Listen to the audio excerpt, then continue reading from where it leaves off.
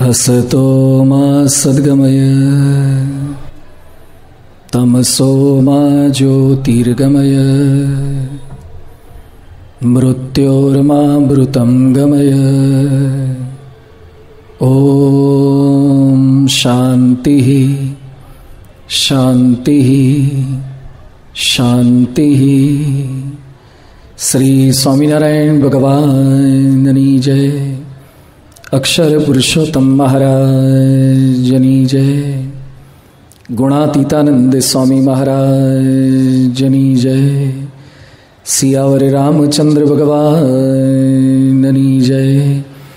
राधा कृष्ण देवनी जय। उमापति महादेवनी जय। गुरुहरि प्रमुख स्वामी महाराजनी जय। गुरुहरि महंत स्वामी महाराजनी जय। प्रमुख स्वामी महाराज शताब्दी महोत्सवनी जय।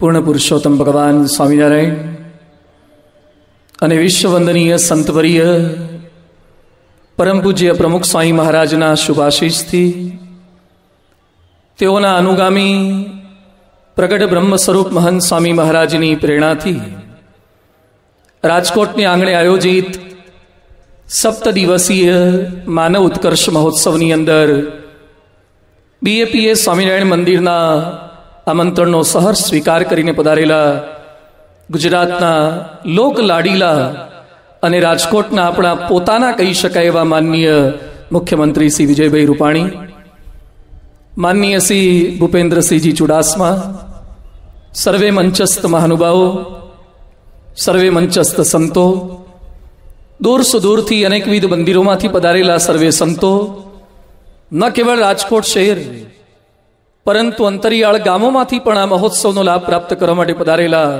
સર્વે શ્રોતાજનોનું અત્રે મંચ પરથી હાર્દિક સ્વાગત કરીએ છીએ। જેઓએ પોતાના જીવનના 95 વર્ષ સમાજના ઉત્કર્ષ માટે કુરબાન કર્યા, દિવસ રાતની પરવા ન કરી, ભૂખ તરસની પરવા ન કરી, જાતિ કે જ્ઞાતિના કોઈ ભેદભાવ ન જોયા, જેઓએ મંદિરો દ્વારા, શાસ્ત્રો દ્વારા, સંતો દ્વારા ન કેવળ ગુજરાત, ન કેવળ ભારત પરંતુ સમગ્ર વિશ્વની અંદર માનવતાનો ઉદ્ઘોષ કર્યો, એવા પરમ પૂજ્ય પ્રમુખ સ્વામી મહારાજના શતાબ્દી મહોત્સવની ઉજવણીના એક ભાગ સ્વરૂપે અને રાજકોટ મંદિરને આગામી વર્ષે 20 વર્ષ પૂર્ણ થઈ રહ્યા છે, એટલે દ્વિદશાબ્દી મહોત્સવની ઉજવણી અંતર્ગત આ માનવ ઉત્કર્ષ મહોત્સવનું આયોજન કરેલું છે। એમાં પણ આજે માનનીય મુખ્યમંત્રી શ્રી અત્રે પધાર્યા। પરમ પૂજ્ય પ્રમુખ સ્વામી મહારાજનો કાર્યક્રમ હોય અને મુખ્યમંત્રી શ્રી ન પધારે એ વાત માન્યામાં નથી આવતી। સ્વામી શ્રી પ્રત્યે એમની એટલી લાગણી, પરમ પૂજ્ય પ્રમુખ સ્વામી મહારાજના અનેક વખત તેઓએ આશીર્વાદ પ્રાપ્ત કર્યા। સ્વામી શ્રી જ્યારે ધામમાં પધાર્યા, પરમ પૂજ્ય પ્રમુખ સ્વામી મહારાજ એ સમયે માનનીય શ્રી વિજયભાઈ રૂપાણી બોલ્યા હતા કે ગુજરાત એ પ્રમુખ સ્વામીનું ગુજરાત છે। આ વિજયભાઈના એ સમયના શબ્દો હતા। સ્વામીશ્રીના અંતરદાન સમયે સારંગપુરની અંદર બીજા દિવસે વહેલી સવારે તેઓ સ્વામીશ્રીને અંતિમ દર્શન કરવા માટે પોતે પધારી ચૂક્યા। ન કેવળ એક દિવસ, ન કેવળ 2 દિવસ, સ્વામીશ્રીના અગ્નિ સંસ્કાર સુધી ન કેવળ દર્શન માટે પરંતુ ખડે પગે એક સેવક બનીને સેવા માટે તેઓ હરમેશ ત્યાં ઉભા રહ્યા। કોઈ પણ ધાર્મિક સંસ્થા હોય, કોઈ પણ સમાજ હોય, એના ઉત્કર્ષ માટે તેઓ સતત પ્રયત્નશીલ છે। આજનો આપણો દિન માનવ ઉત્કર્ષનો આ દિન છે, આ પર્વ છે। તુલસીદાસજી લખે છે, બડે ભાગ માનુષ તનુ પાવા, સુર દુર્લભ સબ ગ્રંથ હી ગાવા। ગુણાતીતાનંદ સ્વામી કહેતા, કરોડ રૂપિયા ખર્ચતા પણ મનુષ્ય શરીર ન મળે। કદાચ આ શાસ્ત્રોની વાતો આપણને જૂની લાગે, પણ અમેરિકન પ્રોફેસર મોરોવિટ્સ કહે છે $6 ટ્રિલિયન આ માનવ શરીરની આત્મા વગરના સ્થૂળ શરીરની કિંમત છે। એટલે કે અહીંયા બેઠેલા દરેક માણસની 1 સેકન્ડની કિંમત $2 અબજ અને $72 કરોડ થાય છે। આ વાતો ગ્રંથોની વાતો નથી, આ કોઈ લોક કવિઓની, સાહિત્યકારોની વાતો નથી.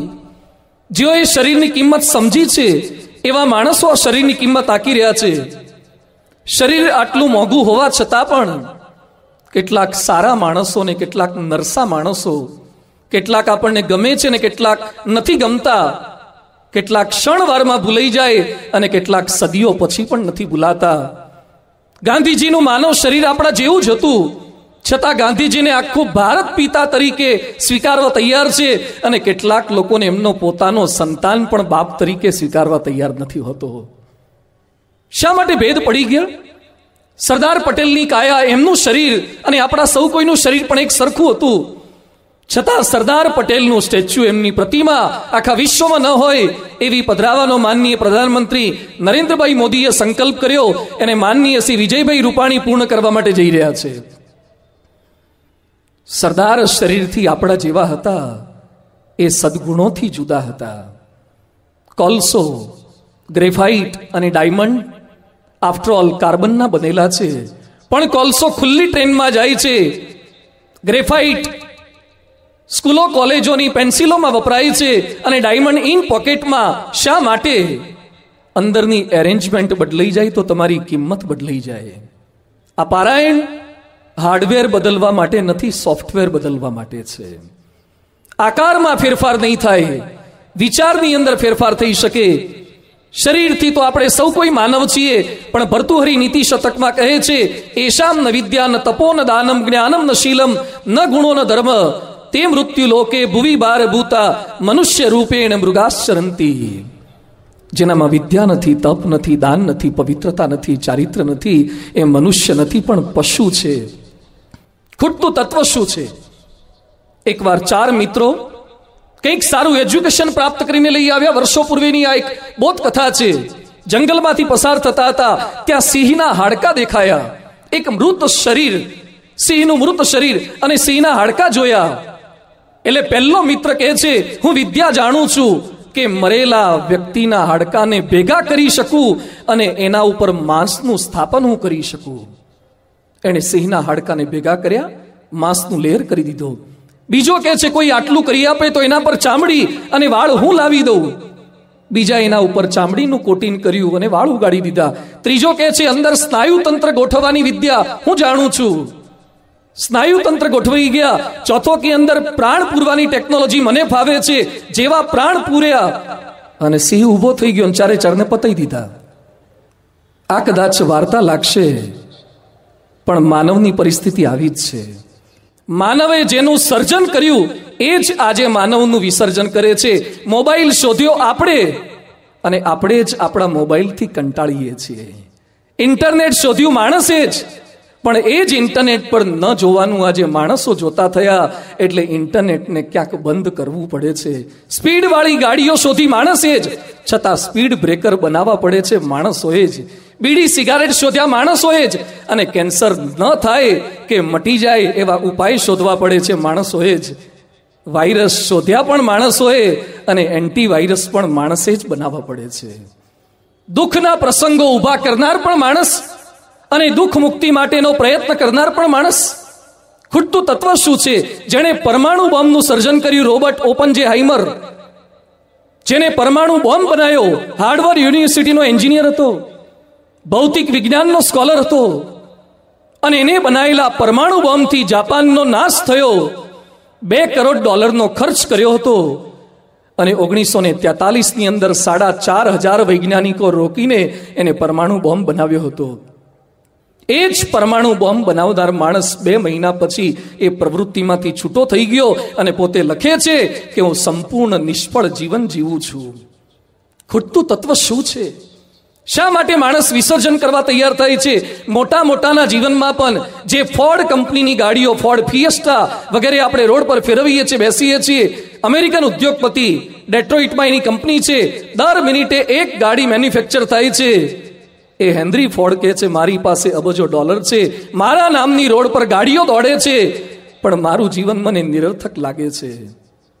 વર્લ્ડ વોરની અંદર ઇંગ્લેન્ડને બેઠું કરનાર ચર્ચિલ, વી ફોર વિક્ટરીનું સૂત્ર આપનાર એ વિન્સ્ટન ચર્ચિલ હતા. એની દીકરીએ ચર્ચિલની જીવન કથા લખી છે. સેરા ચર્ચિલ લખે છે કે મારા બાપુજીને લોકો વખાણતા, માન મળતા, પણ ચર્ચિલ પોતાના હૃદયમાં હંમેશા ખાલીપો અનુભવતા હતા. ખાલી ઊંચાઈ મળે એટલે સમજતા નહીં કે ઊંડાઈ મળી ચૂકી છે. માનવ ઉત્કર્ષ મહોત્સવ કેવળ લૌકિક ઊંચાઈ માટે નથી, આધ્યાત્મિક ઊંડાઈ માટે છે. આ નિષ્ફળ વ્યક્તિઓની યાદીમાં આપણું નામ ન ઉમેરાય. શું કરીએ તો આપણે સફળ જીવન જીવી શકીએ એની વાતો આપણે કરવાના છીએ. પરમ પૂજ્ય પ્રમુખ સ્વામી મહારાજ કેવું પવિત્ર જીવન જીવ્યા. કેવળ 6 ચોપડીનું શિક્ષણ અને એમના ઉપર ભારતના રાષ્ટ્રપતિ અબ્દુલ કલામ સાહેબ પુસ્તક લખે. જેમના ધામ ગમન સમયે 15મી ઓગસ્ટ હોવા છતાં વડાપ્રધાન નરેન્દ્રભાઈ મોદી ધ્વજવંદન કર્યા પછી પ્રથમ સારંગપુર પધારે અને નરેન્દ્રભાઈ બોલે કે તમે તો ગુરુ ગુમાવ્યા છે, પણ મેં તો મારો બાપ ગુમાવ્યો છે, મેં મારા પિતા ગુમાવ્યા છે. આ લાગણી લોકોના હૃદયની અંદર કઈ કળાથી પ્રમુખ સ્વામી મહારાજ જન્માવી શક્યા છે. એક પવિત્ર જીવન, એક પરોપકારી જીવન, એક સદાચારી જીવન કેટલા વર્ષો સુધી અને કેટલા લોકોના હૃદય પર છાપ છોડીને જાય છે એની વાતોને આપણે સમજવી છે. આજનું પર્વ ખરેખર મંગલકારી પર્વ છે. એમાં પણ આજનો દિન સફળતાનો દિન છે, વિજય પ્રાપ્ત કરવાનો દિન છે. અને જોગાનું જોગ કેવું થયું, જે વિજયની વાતો આપણે કરવાના છીએ એ અલગ રૂપે માનનીય વિજયભાઈ રૂપાણી આપણી વચ્ચે ઉપસ્થિત છે. જેઓએ પોતાના જીવનની અંદર દિન રાત પુરુષાર્થ કર્યો છે. હમણાં જ વિજયભાઈ પધાર્યા અને છેલ્લા કેટલાય દિવસોથી અમે એમને જોઈએ છે, વર્ષોથી. મંદિર સાથેનો, રાજકોટ મંદિર સાથેનો નાતો, એ પૂજિત રૂપાણી ટ્રસ્ટ હોય કે અનેકવિધ સામાજિક પ્રવૃત્તિઓ હોય, એ અદના આદમી હતા. ત્યારથી આજે મુખ્યમંત્રી બન્યા ત્યાં સુધી પણ એમની આંખોમાં એ સમાન દ્રષ્ટિ છે. દરેકને મળવાની તમન્ના, દરેક સંતો પ્રત્યેનો એમનો આદર. સફળતા એ અહંકારથી નથી, એ સરળતાથી, સહજતાથી છે. એ વિજયભાઈ એમના જીવનથી સાબિત કરીને બતાવ્યું છે. આવા લોકલાડીલા મુખ્યમંત્રી શ્રી આજના કાર્યક્રમમાં છે. તેઓ પણ પોતાની ભાવરૂમીઓ વ્યક્ત કરવાના છે. માનનીય ભૂપેન્દ્રસિંહજી પણ અત્રે બિરાજમાન છે. આજના પર્વે કથાનો લાભ તો આપણે પ્રાપ્ત કરવાના છીએ, પણ આપણે સૌ કોઈ મહાનુભાવ માટે પણ પ્રાર્થના કરીએ છીએ. અને સાથે સાથે એમના જ નેતૃત્વની અંદર, એમના જ પુરુષાર્થથી ગુજરાતની કાયા હજુ વિશેષ બદલાય. આપણું રાજકોટ હજુ સુશિક્ષિત, સુસંસ્કારી, સમૃદ્ધ, સંપીલું રાજકોટ બને. એ બળબુદ્ધિ શક્તિ આપણને વિશેષ પ્રાપ્ત થાય એવો પ્રયાસ આજે આપણે આ વાતો દ્વારા કરવાના છીએ. હજુ 7 દિન સુધી આ મહોત્સવ, હજારોની જનમેદની માણવાની છે. ત્યારે વિશેષ કથાનો લાભ પ્રાપ્ત કરીએ તે પૂર્વે મહાનુભાવો માનનીય ભૂપેન્દ્રસિંહજી, માનનીય મુખ્યમંત્રીશ્રી, એમના પ્રસંગોચિત વક્તવ્યનો લાભ આપણે પ્રાપ્ત કરીશું. ત્યારબાદ આપણા સૌ કોઈના જીવનની અંદર એ વિજય રથ કરી તે આગળ વધી શકે, સાચી સફળતા, સાચી ઊંચાઈ કરી તે પ્રાપ્ત કરી શકીએ એની વાતોનો દોર આપણે આગળ ચલાવીશું. તે પૂર્વે મહાનુભાવોનો પ્રસંગોચિત વક્તવ્યનો લાવો પ્રાપ્ત કરીએ. કે શબ્દોના સૂત્રધાર બની હું અને મારી સફળતા વિષયક તેમના વક્તવ્યનો દોર શરૂ રાખે પૂજ્ય અપૂર્વમુનિ સ્વામી. શ્રી સ્વામિનારાયણ ભગવાનની જય. અક્ષર પુરુષોત્તમ મહારાજની જય. ગુણાતીતાનંદ સ્વામી મહારાજની જય. પ્રમુખ સ્વામી મહારાજની જય. મહંત સ્વામી મહારાજની જય. પ્રમુખ સ્વામી મહારાજ શતાબ્દી મહોત્સવની જય. મહોત્સવનું નામ છે માનવ ઉત્કર્ષ મહોત્સવ. અમેરિકાની અંદર ન્યુયોર્ક શહેરની અંદર ન્યૂ બ્રોન્ક્સ નામનું એક ઝૂ છે. અલગ અલગ પ્રકારના પ્રાણીઓ ત્યાં રાખવામાં આવેલા છે. સિંહ છે, ચિત્તા છે, હાથી છે. દરેક પિંજરની અંદર રાખેલા પશુઓને આ પિંજરની બહાર બોર્ડ લગાવવામાં આવ્યા છે. એની હાઈટ કેટલું છે, એનું વેઇટ કેટલું છે. બહાર નીકળતી વખતે એક સરસ મજાનો મોટો અરીસો ત્યાં રાખેલો છે અને અરીસાની નીચે એક વાક્ય લખેલું છે. માણસ અરીસો જોવે એટલે પોતાના વાળ સેટ કરવા લાગે, ઇન સેટ કરવા લાગે, પણ નીચેનું વાક્ય વાંચીને ઉદાસ થઈ જાય. What was that sentence? વાક્ય લખ્યું છે, now you are looking at the most ferocious animal of the world. તમે અત્યારે વિશ્વના સૌથી જંગલીમાં જંગલી પ્રાણીને જોઈ રહ્યા છો. માણસ પોતાની જાતને જુએ છે, છતાં શા માટે અરીસાની નીચે આ પ્રકારનું લખાણ લખવામાં આવ્યું છે? શરીરથી માનવ છીએ, ગુણોથી માનવ ન પણ હોય.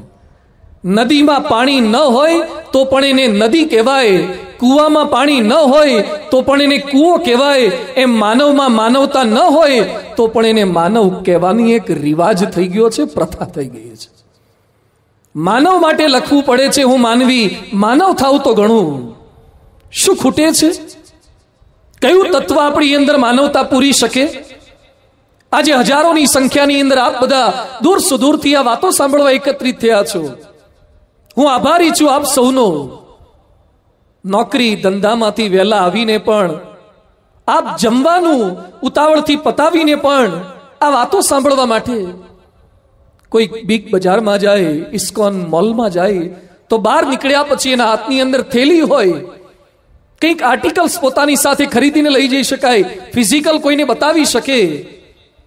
અહીંયા કોઈ બતાવી શકાય એવી ભેટ કોઈને આપવામાં નથી આવતી, પણ આંતરિક ફેરફાર છે. કોઈક બાળક પહેલા ધોરણમાં આવે, બીજામાં આવે, ત્રીજામાં આવે, એમ કરતા 12માં આવે. પહેલા ધોરણના છાત્રમાં અને 12મા ધોરણના છાત્રમાં ફેરફાર શું થાય? પહેલા ધોરણવાળાની હાઈટ ઓછી હોય, 12મા વાળાની હાઈટ વધી ગઈ હોય. પહેલા વાળાનું વજન ઓછું હોય, 12મા ધોરણની અંદર વજન વધી ગયું હોય. પહેલા ધોરણની અંદર લંચ બોક્સ લઈને જતો હોય, 12મા ધોરણની અંદર કેન્ટીનમાંથી ખાતો થઈ ગયો હોય. પહેલા ધોરણની અંદર એને નાક લૂછવા માટે, મોઢું લૂછવા માટે એની મમ્મીએ સેફ્ટી પિનથી રૂમાલ અહીંયા ટીંગાડી આપ્યો હોય. 12મા ધોરણમાં જરૂર પડે તો કોકના રૂમાલ ખેંચે એવો થઈ ગયો હોય. પહેલા ધોરણની અંદર એને ફેસબુક કે વોટ્સએપ પર કઈ એકાઉન્ટ ના હોય. 12મા ધોરણની અંદર ડ્યુઅલ સિમ કાર્ડ વાળો પણ એ બની ચૂક્યો હોય. પહેલા ધોરણની અંદર રિઝલ્ટ કદાચ નાનું હોય, 12મામાં રિઝલ્ટ મોટું હોય. એના સ્કૂલ ડ્રેસ બદલાઈ જાય, હાઈટ બદલાઈ જાય, હેરસ્ટાઈલ બદલાઈ જાય, ફ્રેન્ડ્સ બદલાઈ જાય. આ આંખોથી દેખાય એવા ચેન્જ છે, પણ જે ન દેખાય એવીની સ્થિરતા બદલાઈ જાય છે, એની સહન શક્તિ બદલાઈ જાય છે, એનો જમાનાને જોવાનો એક અભિગમ બદલાઈ જાય છે. આ કથામાં બેઠા પછી કોઈ શારીરિક ફેરફાર નહીં, પરંતુ આપણી મનોભૂમિકા કઈ રીતે બદલી શકે એનો પ્રયાસ BAPS સંસ્થા માનવ ઉત્કર્ષ મહોત્સવની અંદર કરી રહી છે. ગઈકાલે આપણે વાત સમજ્યા હતા, હું અને મારા પ્રશ્નો. માણસ માત્ર ને પ્રશ્ન છે, ન કેવળ માણસ, સંતોને પણ પ્રશ્ન છે. ક્યાંક શરીરના પ્રશ્ન. રામકૃષ્ણ પરમહંસને પણ કેન્સર હતું.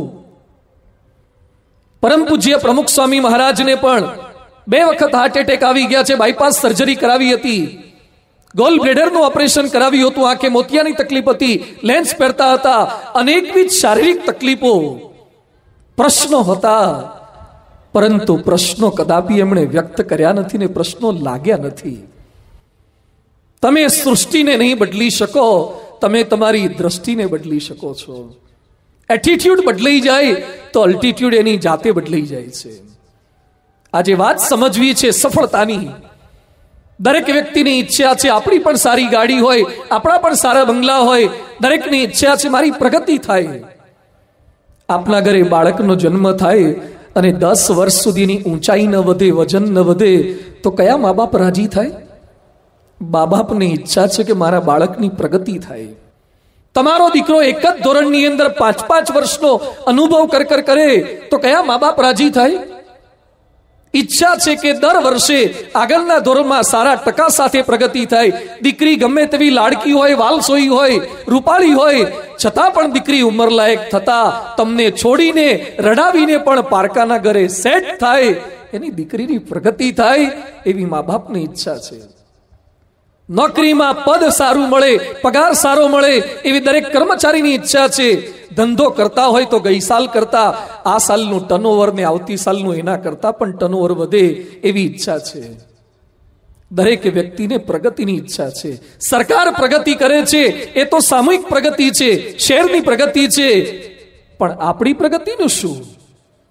ક્રિકેટની અંદર ટીમ જીતે એનો તો આનંદ હોય છે, પણ દરેક ખેલાડીને પોતાનો સ્કોર શું થયો એની પણ ચિંતા હોય છે, જિજ્ઞાસા હોય છે ને મહત્વાકાંક્ષા હોય છે. SSC નું કે HSC નું આખા ગુજરાતનું સારું પરિણામ આવ્યું, એ તો સારું જ છે, પણ આપણા દીકરાનું પરિણામ શું આવ્યું એ વધારે સારું છે. અને બેશક આપણે આપણી પ્રગતિ માટે ચિંતિત તો છીએ જ. ગ્રુપ ફોટો થયો હોય, એમાં એક ગ્રુપ ફોટાની કોપી તમારી પાસે આવે ત્યારે તમે બાકીના ચહેરા નથી જોતા, પણ આ ગ્રુપ ફોટામાં તમારો ફોટો કેવો આવ્યો છે એને તરત તમે નોટિસ કરો છો ને શોધો છો. રાજકોટ શહેરની અંદર 22 માળના બિલ્ડિંગ 150 ફૂટ રિંગ રોડ પર થવા લાગ્યા. એ રાજકોટ શહેરની પ્રગતિ છે, પણ તમારે હજી સૂચિતમાંથી દસ્તાવેજ વાળું કેમ નથી થયું? તમારી પ્રગતિને કોણ અટકાવે છે? આજે વાતો કરવી છે વ્યક્તિગત સફળતાની. હાર પહેરવામાં ગમે છે, જીવનની અંદર કોઈને હાર નથી ગમતો, એને વિજય ગમે છે. પણ પ્રશ્ન થાય, ક્યાંક કેટલાક મહાનુભાવોને પણ પ્રશ્ન થાય, લોકોને પ્રશ્ન થાય કે સંતો દ્વારા સફળતાની વાતો, સંતો દ્વારા પ્રગતિની વાતો. અરે ભારતીય અધ્યાત્મની આ તો વિશેષતા છે. એતત દેશ પ્રસૂતસ્ય સકાશાદ અગ્રજન્મનઃ સમ સમ ચરિત્રં શિક્ષેરન પૃથિવ્યામ સર્વ માનવ. ભારત દેશનો પ્રત્યેક સાધુ, ભારત દેશનો પ્રત્યેક સજ્જન એ વિશ્વના અનેક લોકોને જીવનની શિક્ષાને દીક્ષા આપી શકે એવો પરમ પવિત્ર ને મુઠ્ઠી ઉછેરો હતો. એ મનુસ્મૃતિમાં લખ્યું છે. આજે કોઈ પણ મોબાઈલ જોયા પછી, કોઈ પણ સારી ટેકનોલોજી જોયા પછી આપણને એમ લાગે છે કે ભારતમાં ટેકનોલોજી ઓછી છે, આપણે ઇમ્પોર્ટ કરવી પડે છે. અરે જરા ઇતિહાસ તો વાંચો. આપણને 900 વર્ષ સુધી મોગલોએ ગુલામ રાખ્યા, 200 વર્ષ સુધી અંગ્રેજોએ ગુલામ રાખ્યા, એટલે આપણી માનસિકતા ગુલામી થઈ ગઈ છે. આજે પણ ગુજરાતીઓ હોવા છતાં પણ આપણી વચ્ચે કોઈ અંગ્રેજી વાક્ય બોલે એ આપણને ખૂબ ગમે છે, અને અંગ્રેજી બોલનારાને હંમેશા આપણે સુપિરિયર માનીએ છીએ અને આપણી જાતને ઇન્ફિરિયર સમજીએ છીએ. આપણે ગમે તેટલા દેખાવડા હોઈએ, પણ આપણી વચ્ચે આપણા જ શહેરમાં કોઈ ધોળો માણસ આવી જાય, કોઈ યુરોપિયન આવી જાય તો કેટલાય રાજકોટ વાસીઓની પાછળ પાછળ ફરે, જાણે સર્કસમાંથી કોઈ જોકર આવ્યો હોય કે પ્રાણી આવ્યું હોય એમ. શા માટે ધોળી ચામડી વાળા આપણા કરતા મુઠ્ઠી ઉચેરા? 1947માં શરીરથી આઝાદ થઈ ગયા, પરંતુ હજુ ગુલામી માનસિકતા એ મનમાંથી નીકળતી નથી. વિદેશનું ઇમ્પોર્ટેડ જ શ્રેષ્ઠ હોય અને ભારતમાં બનેલું એ તો નીચી ક્વોલિટીનું જ હોય. ભારતનું ખરાબ જેટલું વિદેશીઓએ કર્યું છે એના કરતા વધારે ખરાબ ભારતમાં રહેનારા માણસોએ જ કર્યું છે. એક ગૌરવનો અભાવ, એક અસ્મિતાનો અભાવ. ભારત પાસે સંશોધનો હતા. ભારતીય પૂર્વ રાષ્ટ્રપતિ કલામ સાહેબ જ્યારે નાસા પધારેલા અને નાસાના પ્રવેશ દ્વાર પાસે એમણે એક દ્રશ્ય જોયું. ટીપુ સુલતાન સાથે યુદ્ધ થયું હતું. એ દ્રશ્ય નાસાના પ્રવેશ દ્વાર પાસે ત્યાં લગાવવામાં આવ્યું. કલામ સાહેબ પ્રશ્ન પૂછે છે કે ભારતનો આ ફોટો અહીંયા શા માટે લગાયો છે? અને એ સમયે અમેરિકન વૈજ્ઞાનિકો સમજાવે છે રાષ્ટ્રપતિજીને કે વિશ્વમાં સૌથી પહેલી આધુનિક શસ્ત્રોની શોધ ક્યાંય થઈ હોય તો એ ભારત દેશે આપી હતી. ભારત પાસે સાયન્સ હતું. ભારતનો એક યુવાન વિશ્વ પ્રસિદ્ધ વૈજ્ઞાનિક આઇન્સ્ટાઈન પાસે જાય છે અને આઇન્સ્ટાઈનને પ્રશ્ન કરે છે કે મારે આપના જેવા સફળ વ્યક્તિ થવું હોય, શ્રેષ્ઠ વૈજ્ઞાનિક બનવું હોય તો શું કરી શકાય? આઇન્સ્ટાઈન એને આગળના રૂમમાંથી અંદરના રૂમમાં લઈ જાય છે. એક ફોટોગ્રાફ બતાવે છે. ઘરની દિવાલ પર એક ફોટો બતાવ્યા પછી કહે છે આ મારા રોલ મોડલ છે. અરે આ આપના રોલ મોડલ? આ તો અમારા ભારતના કોઈ બાવા છે. ભારતના એક સાધુ જેવા ચહેરાનો ફોટોગ્રાફ. અને એ સમય યુવાન પૂછે છે આ કોણ છે? અને આઇન્સ્ટાઈન કહે છે આ મહર્ષિ કણાદ છે. કણમ અતિ ઇતિ કણાદ. ખેતરમાંથી ખેડૂત જ્યારે દાણા લઈ લે અને કેટલાક વેરાઈ ગયેલા વિખરાઈ ગયેલા દાણા રેતી ભેગા માટી ભેગા થઈ જાય, એ દાણાને ભેગા કરીને વીણી વીણીને જે ખાતા હતા એટલે એનું નામ કણમ અતિ ઇતિ કણાદ. જે કણાદ ઋષિ પાસે ખાવાની સવલત નહોતી એને આણ્વિકવાદને પરમાણિકવાદનો સિદ્ધાંત આપ્યો હતો. આઇન્સ્ટાઈન કહે છે મેં મારા જીવનમાં પ્રેરણા ભારતના મહર્ષિ કણાદમાંથી પ્રાપ્ત કરી છે. મિત્રો, આ આપણો ભારત હતો. આ ભારત પાસે સાયન્સ હતું. આ ભારત પાસે ટેકનોલોજી. ભારતીય સંતો ન કેવળ માળા જાપનો સંદેશો આપે છે, ભારતીય સંતો ન કેવળ શિવલિંગની અભિષેક કરવાની વાતો કરે છે, ભારતીય સંતો ન કેવળ ચોટીલા અંબાજી કે પાવાગઢની પદયાત્રાની જ વાતો કરે છે, પરંતુ આપણા જીવનની અંદર પણ ચોટીલા કરતા કે ગિરનાર કરતા પણ ઊંચા શિખરો કરી તે સર કરી શકીએ એની વાતો આ ભારતીય હિન્દુ સંતો પાસે છે. એટલે મારે આજે સફળતાની વાતો કરવી છે. જે રામની વાતો આપણે કરીએ છીએ એ રામનું કુળ રઘુકુળ હતું. રાજા દિલીપ જંગલની અંદર સંતોનો સમાગમ કરવા જતા, હર હંમેશ સંતોના દર્શને જાય, સંતો પાસેથી માર્ગદર્શન પ્રાપ્ત કરે. એટલે એનો દીકરો રઘુ, જે આજે કેટલાક લોકો રઘુવંશી સમાજ ના પોતે છે એવું ગૌરવ અનુભવે છે, એ રઘુ દિલીપનો દીકરો હતો. એ દિલીપને પ્રશ્ન કરે છે કે પિતાજી, મને આપની આ ક્રિયા સમજાતી નથી. આપ રાજા છો, છતાં આપ સાધુ સંતોને મળવા માટે જંગલમાં જાઓ છો. આપ રથ પરથી નીચે ઉતરી જઈ અને સાધુ સંતોને પગે લાગો છો. આપ સાધુ સંતોને ઉપર બેસાડો છો અને નીચે આપ બેસો છો. મને સમજાતું નથી, રાજા આપ છો કે રાજા પેલા સાધુઓ છે? રાજ્ય વ્યવહારમાં સાધુઓને કશી જ ખબર ન પડે, છતાં તમે સાધુઓનું માર્ગદર્શન શા માટે લો છો? એ સમયે દિલીપ પોતાના દીકરા રઘુને જવાબ બહુ સુંદર આપે છે કે બેટા, તારી વાત સાચી છે. રાજ્ય વ્યવસ્થામાં સાધુઓને ખબર ન પડે, પણ આપણી વ્યવસ્થા કેમ કરવી એ સાધુઓ આપણને શીખવાડે છે. આપણે રાજ્યનું ઘડતર કરીએ, પણ આપણું ઘડતર કોણ કરે? સાબુ કપડાનો મહેલ સાફ કરે, પણ સાબુ પોતે મેલો હશે તો કપડાને બગાડશે. માણસ સમાજને સારું કરી શકે, પણ માણસ જ સારો ન હોય તો? ગાંધીનગર અક્ષરધામનું નિર્માણ કરતા પહેલા વિશ્વવંદનીય સંતવરીય પરમ પૂજ્ય પ્રમુખ સ્વામી મહારાજે વરિષ્ઠ સંતોને, વિદ્વાન સંતોને સમગ્ર વિશ્વની યાત્રાએ મોકલ્યા હતા. સ્વામિનારાયણ ભગવાનનો સિદ્ધાંત, ઉપનિષદોનો સિદ્ધાંત, આનો ભદ્રા કર્તવ્યંતુ વિશ્વતઃ, સમગ્ર વિશ્વમાં જે કંઈ સારું છે એનો સ્વીકાર કરવો જોઈએ. મારું તે સારું નહીં, પરંતુ સારું તે મારુંની ભાવના રાખે, એ જ વ્યક્તિ સમાજ કે ધર્મ આગળ વધી શકે છે. સંતો સમગ્ર વિશ્વની યાત્રા કરવા માટે નીકળ્યા હતા, શીખવા માટે નીકળ્યા હતા. હિન્દુ સંસ્કૃતિને ઉજાગર કરી તે કરી શકે એનો સંદેશો લેવા નીકળ્યા હતા. એમાં જર્મની દેશમાં ગયા, મર્સિડીઝ ગાડીની કંપનીમાં. જે મર્સિડીઝનું લેબલ જોયા પછી એ ગાડીની પરિક્રમા ફરવાનું આપણને મન થાય, એ ગાડી લાવવાના સ્વપ્ન આપણે સેવતા હોઈએ. એ મર્સિડીઝ ગાડી એના ગાઈડે ત્યાં બતાવી, અને વર્ષો પહેલા એર બેગનું સંશોધન નવું હતું. એટલે સરસ રીતે તેના ગાઈડે સમજાવ્યું કે સ્વામીજી, અકસ્માત થાય ત્યારે મોટે ભાગે ડ્રાઈવરે સ્ટેરિંગ સાથે અથડાય, ગ્લાસ તૂટે અને ડ્રાઈવરને વાગી જાય, માલિકને વાગી જાય, એટલે આમાં જરક લાગશે અને એર બેગ ખુલી જશે અને આગળ બેઠેલી વ્યક્તિઓ બચી જશે. સંતો કે વાહ, અતિ અદ્ભુત. ત્યારે બતાવનાર વ્યક્તિ કહે છે કે સ્વામીજી, આ તો હજી 5% જ સુધારા કર્યા છે, હજુ 95% તો કરવાના બાકી છે. સંતો કહે છે આપને ખોટું ન લાગે તો એક પ્રશ્ન પૂછીએ. અરે પૂછો મહારાજ. સંતો પૂછે છે કે અકસ્માત કરે કોણ? ગાડીની ભૂલથી થાય કે ડ્રાઈવરની ભૂલથી થાય? અરે સ્વામી, ગાડી થોડી ભૂલ કરે, ગાડી તો નિર્જીવ છે. ડ્રાઈવરની ભૂલથી થાય તો તમે સુધારો શેમાં કરો છો? અમે સુધારો તો ગાડીમાં કરીએ છીએ. નથી લાગતું પેરેલલ ડ્રાઈવરમાં સુધારા કરવા જોઈએ? આવો અમારા રાજકોટની અંદર એક છકડામાં 30-35 ભરે છે, ક્યાંય બેગ નથી હોતી, તો એ છકડા ચાલે છે. કોઈ રિવર્સ ગેર નથી હોતા, કશું નથી હોતું, તો એ છકડામાં રિક્ષાઓમાં લઈ જાય છે.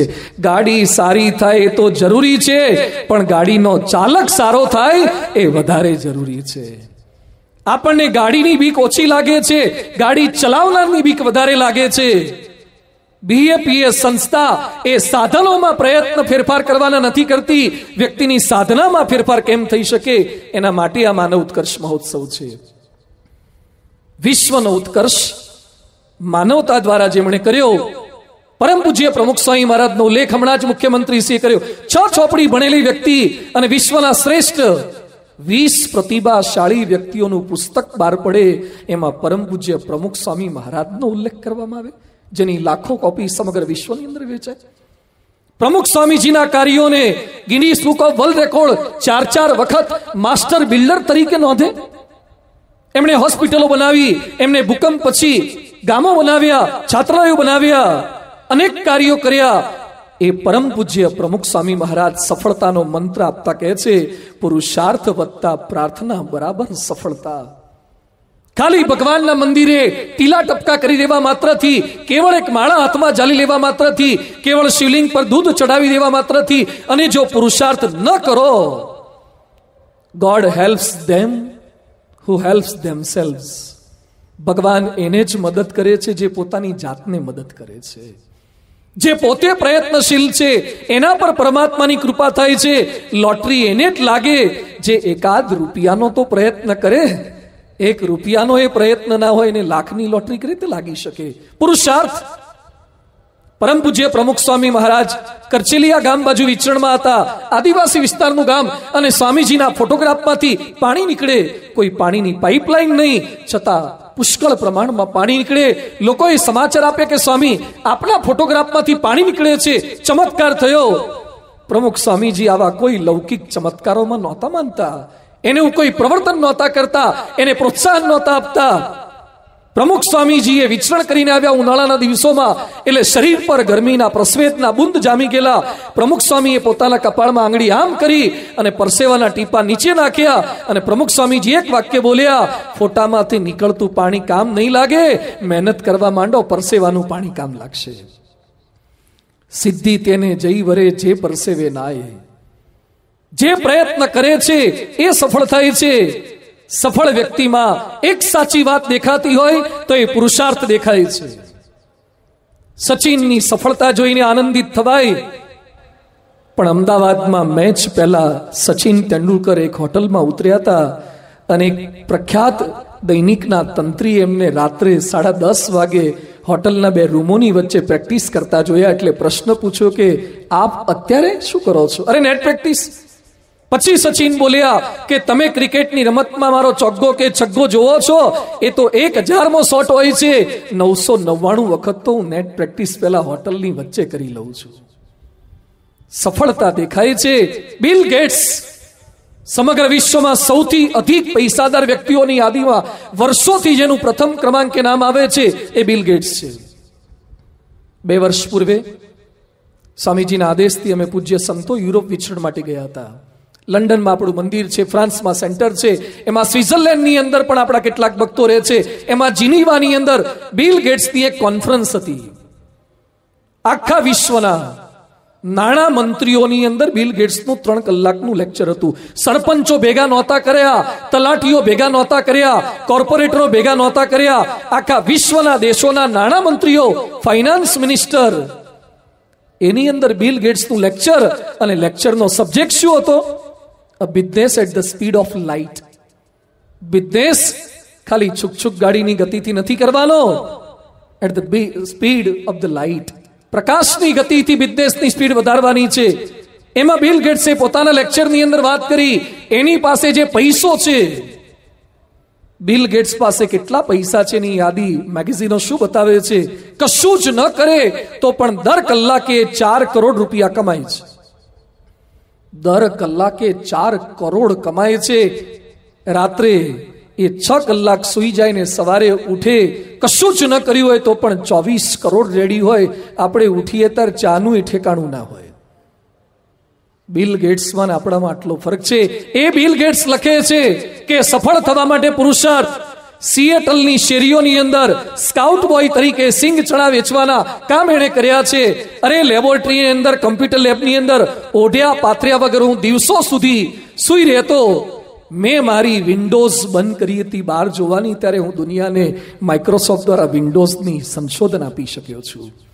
દુનિયાના દરેક સફળ માણસોના જીવનની અંદર પુરુષાર્થ છે. કદાચ આપણે પણ પુરુષાર્થ કરીએ પણ નાની મોટી નિષ્ફળતા મળે એટલે હિંમત હારી જવાય છે. એ વિદ્યાર્થીને નિષ્ફળતા મળે, નોકરીમાં નિષ્ફળતા, અભ્યાસમાં નિષ્ફળતા, કંઈક ને કંઈક શંકા કુશંકા આપણા મનને ઘેરી લે છે. મિત્રો, વિશ્વની અંદર નિષ્ફળ ન થયો હોય એવો કોઈ પણ સફળ વ્યક્તિ નથી. માઇકલ જોર્ડન હોય એને પણ નિષ્ફળતા મળે, અને સચિન પણ દર વર્ષ 90નો ભોગ બન્યા હતા. 99મી સદી થયા પછી 100મી સદી થતા એને 1 કે 1.5 વર્ષ લાગ્યું હતું. અનેક મેચોમાં નિષ્ફળતા મળી છે. અમિતાભ બચ્ચન જેવો વ્યક્તિ ઓલ ઇન્ડિયા રેડિયો સ્ટેશન ઉપર કલકત્તામાં ઇન્ટરવ્યુ આપવા માટે જાય અને અમિતાભ બચ્ચનને ઇન્ટરવ્યુ લેનાર વ્યક્તિ કાઢી મૂકે કે તમારો અવાજ ફાટેલા નગારા જેવો ઘોઘરો છે, સમાચાર વાંચવા માટે તમારું સિલેક્શન નહીં થાય. અમિતાભના અવાજને જેણે રિજેક્ટ કર્યો તો એને ખબર નહીં હોય કે અમિતાભના અવાજની વર્ષો પછી 1 મિનિટના અત્યારે 10 લાખ રૂપિયા કિંમત છે. અમિતાભ બચ્ચનનું પણ અવાજમાં રિજેક્શન થયેલું છે. એડિસન જેવી વ્યક્તિ જેના નામનું શહેર છે, આપણા નામનો એકાદો ચોક બને એવું લાગે છે? ગામમાં બળદોને ઢોરને પાણી પાવાનો હવેડો એ બને એવું લાગે છે? અમેરિકામાં એડિસનના નામનું એડિસન સિટી છે. 67 વર્ષની ઉંમરે એડિસનની આખી લેબોરેટરી સળગી ગઈ. $20 લાખ નુકસાન થયું. 7 રાજ્યોના ફાયર બ્રિગેડના માણસો બોલાવવામાં આવ્યા છે. એને જે કંઈ ઇન્સ્યોરન્સ ઉતરાયો હતો એના કરતા પણ વધારે નુકસાન થયું. એડિસનનો દીકરો રડવા લાગ્યો. એડિસન એના દીકરાને કહે છે, દા તારી માને બોલાઈ આય. આપણી બધી જ નિષ્ફળતાઓને ભૂલો સળગતી જોવા જેવો બીજો સુવર્ણ અવસર ક્યારે નહીં મળે. બચાવવાનો પ્રયત્ન કર્યો પણ ન બચ્યું. એડિસન પોતાની પત્ની સાથે ઊભા એની સળગતી આખી લેબોરેટરી જોવે છે અને એ એડિસન બોલે છે કે ચિંતા શું કરો છો, આપણી બધી જ ભૂલો બળી ગઈ, ફરીથી પ્રયત્ન કરશું. $20 લાખ નુકસાન 67 વર્ષે બધા જ સંશોધનો સળગી જાય, છતાં પણ 3 જ અઠવાડિયામાં ફોનોગ્રાફ નામના મશીનની નવી શોધ એડિસને કરી છે. અરે પ્રશ્નો તો આવે, નિષ્ફળતાઓ તો મળે. ગાંધીનગર અક્ષરધામ પર એટેક થયો, કેટલાક માણસો મરી ગયા, અક્ષરધામને પણ નુકસાન પહોંચાડ્યું. પણ પરમ પૂજ્ય પ્રમુખ સ્વામી મહારાજ એમ હિંમત હારેવા નહોતા. ગાંધીનગર અક્ષરધામ 23 એકરમાં અને દિલ્હીનું અક્ષરધામ 100 એકરમાં એમણે બનાવ્યું છે. નિષ્ફળતા તો મળે, અરે પ્રશ્નો તો આવે, એની વચ્ચે ઝઝૂમતા રહેવાનું છે, પ્રયત્ન કરતા રહેવાનું છે. કદાચ ભગવાન એક દરવાજો બંધ કરે તો બીજા દરવાજા ખુલ્લા હોય છે. કંઈક નવા ઉપાય થોડાક વિચારી શકીએ. જે કે રોલિંગ નામની એક બાઈ, બ્રિટનની ગ્રેજ્યુએટ બાઈ, નોકરી નથી મળતી, આવક નહીં, પતિથી જુદી રહે છે. લંડનની અંદર ઇંગ્લેન્ડની સરકારનું બેકારી ભથ્થું લઈને જીવનારી બાઈ કઈ રીતે ભરણ પોષણ કરે? એની વચ્ચે એને વિચાર આવ્યો કે ભગવાને બુદ્ધિ તો આપી છે ને, કદાચ અન્યાય મને થયો પતિ દ્વારા, કદાચ બીજી આવક નથી, પણ લખવાની બુદ્ધિ છે, પ્રયત્ન કર્યો, વાર્તા લખતા શીખી. હેરી પોટર નામની વાર્તા લખી. અહીંયા બેઠેલા મોટા ભાગના યુવાનોને ખ્યાલ હશે કે હેરી પોટર શું છે. વાર્તા લખી, પુસ્તકો લખાયા, એના પર ફિલ્મો બની. અત્યારે ઇંગ્લેન્ડની રાણી કરતા પણ વધારે પૈસાદાર બાઈ આ જે કે રોલિંગ બની ચૂકી છે. જેસિકા રોલિંગ $40 કરોડ માલિક છે. દર વર્ષે કરોડો રૂપિયા એ પુસ્તકોના સેલિંગમાંથી, રોયલ્ટીમાંથી કમાય છે. અરે એક દરવાજો બંધ થઈ ગયો તો શા માટે હિંમત હારી ગયા? પતંગ ચગાવો નક્કી કર્યો તો કોઈ પતંગ મુકાવનારું ના હોય. એક પતંગ ફાટી જાય તો બીજો પતંગ લઈ લઈએ છીએ. અરે પવન ના હોય તો સામે કાંઠે ફોન કરીએ છીએ, તમારી બાજુ પવન છે? તો જ્યાં પવન હોય ત્યાં પતંગ લઈને જઈએ છીએ, પણ પતંગ ચગાવીને પાર પાડીએ છીએ. જિંદગીની અંદર જો વિશ્વાસ હશે, શ્રદ્ધા હશે, તો ગમે તેવા પ્રશ્નોની વચ્ચે પણ ટકી શકીએ છીએ. બીજા ઉપાય વિચારીએ. સચિન પાસે હાઈટ નહોતી તો ફાસ્ટર બોલર ન બની શકે તો સ્પિનર બની ગયા. કદાચ ભગવાન એક બારી બંધ કરે તો બીજું કંઈક છે. અબ્દુલ કલામ સાહેબ પાયલોટ બનવાનો સંકલ્પ હતો એનો, માછીમારનો દીકરો. પાયલોટનું ઇન્ટરવ્યુ આપવા માટે ગયા. 8 વ્યક્તિ સિલેક્ટ થયા. Unfortunately he was 9th. એ 9મા ક્રમાંકે હતા, એનું સિલેક્શન ન થયું. દુખી થયા કે પાયલોટ તરીકે હું સિલેક્ટ ન થયો. અને ત્યાં એક હિન્દુ આશ્રમમાં ગયા. સંતે કલામને જોયા અને સંત કલામને કહે છે, બેટા દુખી કેમ છે? કલામને આશ્ચર્ય થયું કે સંત કઈ રીતે જાણી ગયા?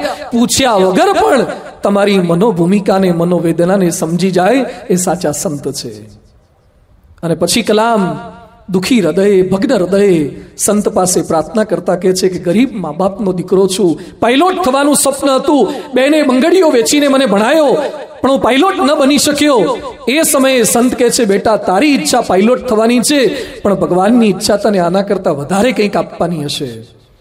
કલામ નોંધે છે કે એ સમયે મને પેલા સંતની વાત નહોતી સમજાઈ, પણ વર્ષો પછી હું રાષ્ટ્રપતિ બન્યો અને ભારતનું વાયુદળ, ભારતનું પાયદળ, ભારતનું જલદળ, આ બધા જ દળના જેટલા વડાઓ છે અને ભારતના તમામ પાયલોટો હું નીકળું ત્યારે મને સેલ્યુટ કરતા હોય, ત્યારે મને થયું કે મારે એક વિમાનનો પાયલોટ થવું તો ભગવાનની ઈચ્છા મને ભારતના બધા પાયલોટનો વડો બનાવવાની હતી. ભગવાન જે કંઈ કરે છે એ સારા માટે કરે છે. ઉપનિષદો આપણને આ શીખવાડે છે. પ્રયત્ન સતત ઉત્તિષ્ઠત જાગ્રત પ્રાપ્ય વરાન નિબોધત. ઉઠો જાગો ધ્યેય પ્રાપ્તિ સુધી મંડ્યારો એ વાતો આપણા ત્યાં છે. કંઈક નવા ઉપાય વિચારો. આપણા ઉપનિષદોની વાતો સારી છે, સાચી છે, પણ સંસ્કૃતમાં છે. અને સંસ્કૃત તો આપણે ભણતા જ નથી, કારણ કે સંસ્કૃત તો દેવ ભાષા કહેવાય. એ તો દેવ થયા પછી જ કામ લાગે. જીવતા લગભગ સંસ્કૃત કામ ના લાગે. અંગ્રેજી ભણાવો, ઇંગ્લિશ મીડિયમમાં ભણાવો, આપણી સંસ્કૃત ભાષા તો શું કામ લાગે? વેદો ઉપનિષદો સંસ્કૃતમાં છે. નચિકેતાની વાતો છે, કઠ ઉપનિષદની વાતો છે, કેણ ઉપનિષદની વાતો છે. કોઈ વાંચતા નથી. પ્રમુખ સ્વામીજીએ ફરિયાદ ન કરી નચિકેતાની વાતોને ગાંધીનગરના વોટર શોની અંદર પ્રમુખ સ્વામી મહારાજે વિચાર કર્યો કે લોકો સંસ્કૃતની ચોપડી નહીં વાંચે, સંસ્કૃતની કથાઓ નહીં સાંભળે, પણ સારી કથાને આપણે ટેકનોલોજીના માધ્યમથી પ્રસ્તુત કરી દઈએ. લોકોને ફુવારા ગમશે, એને લાઇટ ગમશે, એને સાઉન્ડ ગમશે, એને એલઈડી સ્ક્રીન ગમશે. વોટર શો ઉપર પ્રમુખ સ્વામીજીએ નચિકેતાનો 45 મિનિટનો અદ્ભુત શો આખા ભારતમાં કેવળ એક જ સ્થાન ઉપર આવો વોટર શો એ ગાંધીનગરના અક્ષરધામમાં મૂકી દીધો. રોજના હજારો માણસો એ સંસ્કૃતના નચિકેતાના પાત્રને જોવા આવે છે. ફરિયાદ ન કરો, કંઈક ઉપાય વિચારી લો. કંઈક નવો ઉપાય વિચારીએ. નિષ્ફળતા મળે, રસ્તા અનેક છે. અરે દેવું થઈ ગયું હોય. અત્યારે ક્યાંક માણસ સફળ થવા પ્રયત્ન કરે ત્યારે દેવાનું ભારે આ જમાનો ચાલી રહ્યો છે. દેવું થઈ જાય છે, ગમે તેટલું સાચવે છતાં થઈ જાય. અને પછી એવી પરિસ્થિતિ આવે, સપરિવાર ઝેરના ટીકડા ખાઈને, ગળે ફાંસા ખાઈને, ટ્રેનના પાટા પર સૂઈને માણસો મરી જવાનો પ્રયત્ન કરે છે. અરે સિર સલામત તો પગડિયા બહોત. માથું સલામત હશે તો પાઘડીઓ નવી બનશે. એમ આપણે સલામત હઈશું તો કંઈક રસ્તા નીકળશે. અમેરિકાનો એક વ્યક્તિ, હેરી ટ્રુમેન એનું નામ, ધ્યાનથી સાંભળજો. માણસને દેવું થયા પછી પણ જેને નાના મોટા દેવા હોય તો ખાસ સાંભળજો. હેરી ટ્રુમેન એનું નામ. 35 વર્ષની ઉંમરે એણે એક દુકાન ખોલી, સોય દોરાની દુકાન, બટનની દુકાન. 10 વર્ષ સુધી ચલાવવાનો પ્રયત્ન કર્યો, બરાબર ન ચાલી. 45 વર્ષે એને ફર્નિચરનો ધંધો શરૂ કર્યો. ખોટ ગઈ. 3-4 ધંધા બદલ્યા, દેવું થઈ ગયું. એના મિત્રો કહે છે નાદારી નોંધાવી દો. બેંકમાં પ્રયત્ન કર્યો, બેન્કર મિત્ર કહે છે નહીં થાય, તું નહીં ભરી શકે. દેવાવાળા જીવ ખાય, લેવાવાળા જીવ ખાય. કોઈને મહિને 20 આપે, કોઈને 25 આપે. હપ્તા કર્યા.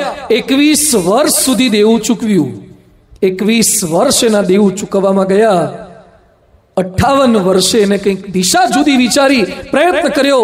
58 વર્ષે અમેરિકાના ઉપરાષ્ટ્ર પ્રમુખ થયા. અને રૂઝવેલ્ટના અવસાન પછી 1945માં અમેરિકાના ઓબામા જેમ રાષ્ટ્ર પ્રમુખ હતા, એમ હેરી ટ્રુમેને અમેરિકાના રાષ્ટ્ર પ્રમુખ થયા. 35 વર્ષે જેને સોય દોરાની બટનની દુકાન હોય, જેને 45 વર્ષે ફર્નિચરના ધંધામાં પણ ખોટ ગઈ હોય, એ અમેરિકાનો રાષ્ટ્ર પ્રમુખ બની શકે? તો આપણે કેમ નાની મોટી નિષ્ફળતાઓથી હિંમત હારી જઈએ છીએ? યાદ રાખો, સૂર્ય ગમે તેટલો પ્રકાશિત હોય પણ એક વાદળ સૂર્યને ઢાંકી શકે છે. પણ વાદળ આવી જાય એટલે સૂર્ય રડવાનું ન હોય, ફરિયાદો ન કરવાની હોય, ટીકા ન કરવાની હોય, થોડીક પવનની પ્રતીક્ષા કરવાની હોય. પવન આવશે, વાદળું હટી જશે, ફરીથી સૂર્યનો પ્રકાશ પૃથ્વીને મળવા લાગશે. એમ જીવનમાં નિષ્ફળતા મળી, થોડીક પ્રતીક્ષા કરો, થોડીક ધીરજ રાખો, તો ગમે તેવી નિષ્ફળતાની વચ્ચે પણ માણસ પ્રયત્ન કરીને આગળ વધે છે. લોકો ટીકા પણ કરશે, પ્રયત્ન કરીએ. આ જમાનો એવો છે, સારું કરો તો પણ ટીકા, ખોટું કરો તો પણ ટીકા. જેને પ્લેન શોધ્યા, Wright brothers, Orville and Wright brothers વિમાન શોધવા માટે ગયા. છાપામાં એના નામના આર્ટિકલ શું આવતા? અતિ વિકૃત મનોઘાતી દશાવાળા 2 ભાઈઓ. અતિ વિકૃત આપઘાતી મનોદશાવાળા ભાઈઓ. આવી ટીકા લોકો કરતા, છાપામાં લેખિત આવતું. છતાં પણ એને પ્રયત્ન ન છોડ્યા. તો વિશ્વને આકાશની અંદર મુસાફરી કરાવી શકે એવા વિમાનની એ ભેટ આપી શક્યા. તો નાની મોટી કોઈ ટીકા કરે, ધંધાની ટીકા કરે, આવડતની ટીકા કરે, આપણી નોકરીની પદ પ્રતિષ્ઠાની ટીકા કરે, હિંમત ક્યારેય ન હારવી. એકવાર શિવ અને પાર્વતી પોઠીઓ લઈને પસાર થતા હતા. પાર્વતી કે આપ બેસો એટલે શિવજી પોઠિયા પર બેઠા અને એક ગામમાંથી નીકળ્યા. પાર્વતી નીચે ચાલે છે, શિવજી પોઠિયા પર બેઠા છે. અને એક ગામના માણસોએ આ દ્રશ્ય જોયું એટલે બોલ્યા, શું જમાનો આવ્યો છે! જુવાન જોત અને આટલું ભારેખમ શરીર, સિક્સ પેક બોડી જેવો માણસ છે અને પોઠિયા પર ચડી બેઠો છે અને પેલી નાજુક નમણી નારને નીચે ચલાવે છે. શિવજીથી આ શબ્દો સહન ન થયા અને શિવજી હેઠા ઉતરી ગયા. પાર્વતીને કે તમે બેસી જાઓ, મારાથી આ ટીકા સહન નહીં થાય. થોડેક આગળ નીકળીને પાર્વતીની ઉપર ચડાયા. શિવજી નીચે ચાલવા લાગ્યા. બીજા ગામમાંથી પસાર થતા હતા અને લોકો બોલ્યા, શું કળિયુગ આવ્યો છે! પહેલા તો બાઈઓ ચાલતી અને પતિને ગાડી પર બેસાડતા, આજે ચડી બેઠી છે પોતે અને બિચારા ધણીને નીચે ચલાવે છે. શાસ્ત્રોમાં ખાલી પતિવ્રતાની વાતો છે, બાકી જીવનમાં ક્યાંય દેખાતું નથી. પાર્વતી કહે છે કે હવે હું નહીં બેસું. પાર્વતી હેઠા ઉતરી ગયા. બંને જણા નીચે ચાલતા હતા અને પોઠિયાને લઈને ચાલતા હતા. એટલે ત્રીજા ગામમાંથી નીકળ્યા તો લોકો શું બોલ્યા, આટલું મોંઘા ભાવનું વાહન લીધું છે ને હેઠે ચાલે છે, તો ખરીદી શું કરવા કરી? બંને જણા કે હવે તો આપણાથી સહન નહીં થાય. એટલે થોડેક આગળ જઈને બંને જણા ડબલ સવારી બેસી ગયા. ત્યારથી પ્રારંભ થયો છે. શિવ પાર્વતી બેઠા અને ચોથા ગામમાંથી નીકળ્યા અને ત્યાં ચોથા ગામના માણસો બોલ્યા કે દયાનો છાંટોય નથી, બિચારા ઢોરને મારી નાખવું છે. શિવ પાર્વતી કે કાન બંધ કરી દો ને ફૂલ સ્પીડમાં જવા દો. લોકોને બોલવું એ બોલ્યા કરશે, તમે કંઈક સારું કામ કરશો ટીકા કરશે જ. આજે ટેકો આપનારા કરતા ટીકા કરનારા માણસોની સંખ્યા જાજી છે. આજે લોહી આપનારા કરતા લોહી પીનારાની સંખ્યા જાજી છે. આજે રક્તદાન યજ્ઞ ઓછા થાય છે, રક્ત લેનારાઓ એ સમાજની અંદર જાજા છે. આટલું મોટું સારું આયોજન નિસ્વાર્થ ભાવે પરોપકાર માટે કરી રહી છે આવી સંસ્થાઓ, છતાં પણ જેને સારું નથી જોવું એ તો સૂર્યમાં કે ચંદ્રમાં પણ ડાક કાઢી શકે છે, એ તો ભગવાનમાં ડાક કાઢી શકે છે. અરે સીતા જેવી પતિવ્રતા બાઈ 14 વર્ષ રામની સેવા કરવા ગઈ છે અને એમાં રાવણ બળજબરીથી ઉપાડીને લઈ ગયો. સીતાએ 1 વર્ષના અશોક વાટિકાના વનવાસ દરમિયાન રાવણનો સ્પર્શ નથી કર્યો. અરે સ્પર્શની વાત બાજુ પર જવા દો, રાવણ સામે આંખમાં આંખ મિલાવીને જોયું નથી તો વોટ્સએપની તો વાત ક્યાંથી આવે? ફેસબુક પર સીતા ઓનલાઈન નહોતા કે કોઈ સોશિયલ મીડિયા પર કોઈની સાથે સંપર્કમાં નહોતા. સીતા જેવી પતિવ્રતાવાળી બાઈ હનુમાનજી ત્યાં સંદેશો આપવા માટે ગયા અને હનુમાનજી કહે છે, માતાજી મારા ખભા પર બેસી જાઓ. હું રામ અને લક્ષ્મણ બંનેને ઉચકીને સુગ્રીવ પાસે લઈ ગયો તો તમને એકલાને ખભા પર બેસાડી અને દરિયાની પેલે પાર રામ પાસે પહોંચાડી દઉં તો આવડો મોટો પુલ બાંધવાનું ટેન્ડર મંજૂર કરવું નહીં. આ સેતુ બાંધોને આટલા વાંદરાઓની મદદ લેવીને કેટલાય દાડા સુધી ધમાલ કન્સ્ટ્રક્શનની માથાકૂટ, પથરા લાવવાને, રેતી લાવીને, સિમેન્ટ લાવો, એના કરતા ખભે ચડી બેહો, અહીંયા પહોંચાડી દઉં. એ સમયે સીતા કહે છે, હનુમાન તારી શ્રદ્ધા ભક્તિ પર મને માન છે, પણ મારી પતિવ્રતાની ટેક છે. પારકા પુરુષનો હું ક્યારે જાણી જોઈને સ્પર્શ નથી કરતી. રાવણે તો મારો પરાણે સ્પર્શ કરી લીધો હતો, હું જાણી જોઈને ક્યારે સ્પર્શ નહીં કરું. આવી પવિત્ર સીતા, જેને હનુમાનનો સ્પર્શ નથી કર્યો, જેને રાવણની આંખમાં આંખ મિલાવીને જોયું નથી, એવી સીતા પણ જ્યારે અયોધ્યામાં પાછા આવ્યા ત્યારે એક ધોબી બોલે છે કે લંકામાં ગયેલી સીતા એ પવિત્ર રહી જ ન હોય, એને રાવણ સાથે ખોટું આચરણ થયું જ હશે. દુનિયા આ છે, દુનિયા જમાનો આ છે. ટીકા કરશે જ લોકો, ખેંચશે જ, પાડવાના જ પ્રયત્ન કરશે. એની વચ્ચે આપણે સાચા છીએ, આપણી રીત સાચી છે, આપણો હેતુ કે ઉદ્દેશ સાચો છે, તો પ્રયત્ન ચાલુ રાખીએ તો સફળતા મળશે. કોઈકના 1-2 શબ્દોથી પાછા પડી જઈશું, ક્યારેય કાર્ય નહીં કરી શકીએ. પ્રમુખ સ્વામી મહારાજ કે મેં સંતો 1 રૂપિયાની અપેક્ષા વગર સમાજમાં ફરીએ છીએ, છતાં પણ બોલનારા કેટલાય લોકો સાધુ સંતો માટે પણ બોલે છે, મંદિરો માટે પણ બોલે છે, આપણા ધર્મ ગુરુઓ માટે, ધર્મશાસ્ત્રો માટે અને ભગવાન માટે પણ બોલે છે. જો એવા 1-2 જણાની વાતો સાંભળવા રહીએ આ વ્યસન મુક્તિના યજ્ઞ કરીએ, અમે કેટલાયને વ્યસન છોડાવીએ, ત્યારે પણ લોકો બોલે છે કે તમે છોડાવો ત્યારે છોડશે, ફરથી પાછું ચાલુ કરી દેશે. પણ લોકોની આવી વાતો જોવા રહીએ તો કોઈને સારા કાર્યની પ્રેરણા આપી જ ન શકાય. કોઈક તો બચશે, કોઈકને તો આજીવન સંકલ્પ થશે. સફળતા માટે પોઝિટિવ એટીટ્યુડ રાખીને પ્રયત્ન ચાલુ રાખવાના છે. સફળતા માટે બીજાના સહકારનો થોડોક વિચાર કરવાનો છે. આદમી જન્મે છે એકલો, પણ મરતા પહેલા અનેકના સાથ સહકારથી મૃત્યુ પામે છે. અનેકના સાથ સહકાર વગર કશું જ કામ નથી થતું. અરે મા બાપનો સહકાર ના હોય તો સંતાનો ભણી કઈ રીતે રહી શકે? પતિનો સહકાર, આર્થિક સહકાર ના હોય તો કોઈ સારી રસોઈ ઘરે બની જ ના શકે, અને પત્નીનો સહકાર ના હોય તો પતિ સારો કામ ધંધો પણ ના કરી શકે. એકમેકના આધારથી વ્યક્તિ આગળ વધી શકે છે. પણ માણસ સફળતા મળે એટલે ભૂલી જાય. આજે હું બોલી રહ્યો છું, મારી વાણીને તમારા સુધી પહોંચાડવા માટે જો માઇક સિસ્ટમ ન હોત તો માઇક મેનનો સહકાર છે. માઇક હોય પણ ઇલેક્ટ્રિસિટી ન હોય તો એનો સહકાર છે.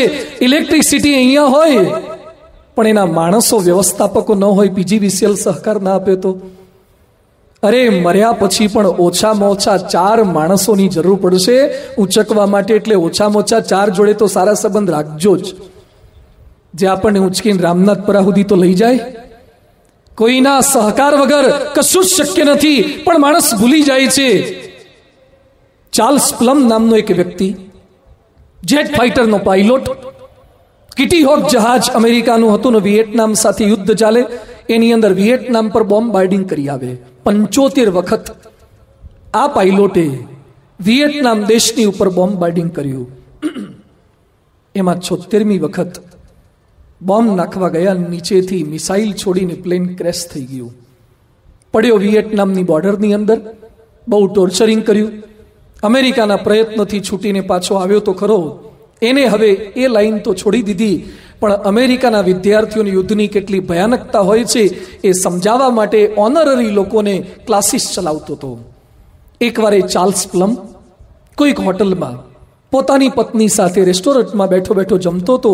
ત્યારે એક સામાન્ય વ્યક્તિ ચાર્લ્સ પ્લમ પાસે આવ્યો ને પછી કહે છે કે આપ જ ચાર્લ્સ પ્લમ? આ કે હું પોતે. આપ કિટી હોક જહાજના ઉપરના ડેક પરથી પ્લેનને ટેક ઓફ કરીને ઉડાડતા? હા કે હું જ ઉડાડતો. આપે 75 વખત સફળ લેન્ડિંગ કર્યું હતું? હા કે મેં જ કર્યું. 76મી વખત બોમ્બાર્ડિંગ કરવા ગયા અને તમારું પ્લેન ક્રેશ થયું? હા કે ક્રેશ થયું. આપ વિયેટનામમાં પડ્યા ને આપે સજા સહન કરી? હા કે મેં સહન કરી. હવે ચાર્લ્સ પ્લમને પ્રશ્ન થયો કે તું આટલું બધું ડિટેલમાં કેમ જાણે છે? પછી પેલો વ્યક્તિ કહે છે કે સાહેબ માફ કરજો, તમે જે પ્લેનમાં બેઠા હતા, પ્લેન ક્રેશ થયું, અને જે પેરાશૂટ પહેરીને તમે નીચે સફળતાથી જીવતા ઉતર્યા ને, એ પેરાશૂટ બનાવવાનું કામ જહાજમાં નીચે ભોયતળિયામાં બેઠો બેઠો, ભોયરામાં બેઠો બેઠો હું કરતો હતો. અને એ સમયે ચાર્લ્સ પ્લમ કહે છે કે જ્યારે હું બચી ગયો ત્યારે મને એમ થયું કે હું મારા પ્રયત્નથી બચી ગયો, પણ આ વ્યક્તિએ મને જાણ કરી ત્યારે ખબર પડી કે જીવનમાં રોજ વિચાર કરવો જોઈએ કે તમે સફળ થાઓ એના માટે કોણ પેરાશૂટ બનાવે છે. અનેકના સાથ સહકાર વગર આપણે સફળ નથી થઈ શકતા. મહાભારત એ વાત કરે છે, આપણા શાસ્ત્રો એ વાત કરે છે. સંજય કૌરવ સભાની અંદર ધૃતરાષ્ટ્રની સફળતાની વાતો કરે છે, વિજયની વાતો કરે છે. એ થોડીક વાતોને આજે આપણે સમજવી છે. યતઃ સત્યમ યતો ધર્મ હિ આર્જવમ યતઃ તતો ભવતી ગોવિંદો યતઃ કૃષ્ણ તતો જય. જ્યાં સત્ય છે, જ્યાં ધર્મ છે, જ્યાં લજ્જા છે, જ્યાં સરળતા છે, ત્યાં જ શ્રી કૃષ્ણ છે. અને જ્યાં ભગવાન કૃષ્ણ છે ત્યાં જ વિજય છે. જો જીવનમાં સત્ય હશે તો મોડા વહેલા વિજય મળશે, સફળતા મળશે. ગાંધીજી પાસે કઈ તાકાત હતી? એક વાણીઓ, દાળ ભાત ખાનારો વાણીઓ. ગાંધીજી કયા કપડાં પહેરતા હતા? જીન્સના પેન્ટ પહેરતા હતા, ક્રોકોડાઇલના શૂઝ પહેરતા હતા, રેબનના ગ્લાસ પહેરતા હતા. ગાંધીજી બોર્નવિટા કે બુશ પીતા હતા. આજકાલની બધી મમ્મીઓને એમ છે કે બોર્નવિટા પીવડાવો, બુશ પીવડાવો તો છોકરા તાકાતવાળા થાય. અરે ગાંધીજી બકરાનું દૂધ પીતા હતા, 2-5 ફેટનું ના આવે. છતાં ગાંધીજીએ 150 વર્ષ જૂના અંગ્રેજોના પાયા કાઢી નાખ્યા, અને આજે આપણો બોર્નવિટા વાળો બાથરૂમમાં ગરોળી જોઈને પાછો આવી જાય છે. વંદો જોઈને પાછો આવી જાય છે. એની વચ્ચે અંદરનું બળ કોણ પ્રગટ કરી શકશે? એની પાસે સત્યની તાકાત હતી. એ ગાંધીજીએ બાળપણની અંદર હરિશ્ચંદ્ર તારામતીનું નાટક જોયું, સત્યવાદી હરિશ્ચંદ્ર, અને એ દિવસથી સંકલ્પ કર્યો કે જીવનના છેલ્લા શ્વાસ સુધી સત્યને વળગી રહેવું છે. અંગ્રેજોને હલાવ્યા, 150 વર્ષ જૂના અંગ્રેજોના પાયા કાઢી નાખ્યા. આ ધોળિયાઓ જાય? હજારો લાખો અંગ્રેજોને बिना खड़ग बिना ढाल तूने कर दिया कमाल, साबरमती के संत तूने कर दिया कमाल. શું કર્યું એ ગાંધીએ? આજે આપણા ઘરમાં ઘૂસેલા એક ભાડુઆતને કાઢી નથી શકતા. જ્યારે 150 વર્ષ જૂના અંગ્રેજોના પાયા કાઢી નાખ્યા, ચર્ચિલ એનાથી ગભરાઈ. એની પાસે તાકાત સત્યની હતી. એટલે જ આપણા ભારતનો શિલાલેખ છે, સત્યમેવ જયતે. આજે આપણે શું બોલીએ છીએ? સાચું બોલે ને તો કામ થાય જ નહીં. સાચું કરે કામ થાય જ નહીં. ખોટું બોલવું જ પડે, ખોટું કરવું જ પડે. સીધી આંગળીથી ઘી નીકળે જ નહીં, આંગળી થોડી વાંકી કરવી જ પડે. સત્યમેવ જયતે આપણો શિલાલેખ છે. છતાં અસત્ય, સર્ટિફિકેટ ખોટા, કોલેજો ખોટી, સ્કૂલોમાં ઇંગ્લિશ મીડિયમની પરમિશન ના હોય છતાં ઇંગ્લિશ મીડિયમના હજારો વિદ્યાર્થીઓને ભણાયા કરે, અને સરકાર જ્યારે નોટિસ મોકલે ત્યારે વાલીઓએ સ્કૂલ બદલવાના વારા આવે. મકાનોના ખોટા દસ્તાવેજ, નોટો ખોટી. અસત્ય લાંબુ નહીં ચાલે.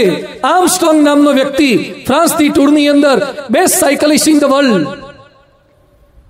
પણ જ્યારે અસત્યનું આચરણ કરતા પકડાયો, કેટલાય મેડલ પાછા આપી દેવા પડ્યા. આજે આ માનવ ઉત્કર્ષમાં વિચાર એ કરવાનો છે કે સફળ થવા માટે હું ખોટી વાતનો આધાર તો નથી લેતો ને.